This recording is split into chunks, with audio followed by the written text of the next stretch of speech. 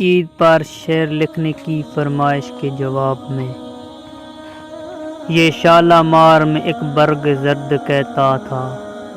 کیا وہ موسم میں گل جس کا رازداں ہوں میں، نہ پائے مال کریں مجھ کو ظاہران چمن، انہی کی شاخ نشیمن کی یادگار ہوں میں، ذرا سے پتے نے بےتاب کر دیا دل کو، چمن میں آ کے سراپے غم بہار ہوں میں، خزاں مجھ کو رلاتی ہے یاد فصل بہار، خوشی ہو عید کی کیوں کر کے سوگوار ہوں میں، اجاڑ ہو گئے عہد کہن کے میخانے، گزشتہ بادہ پرستوں کی یادگار ہوں میں،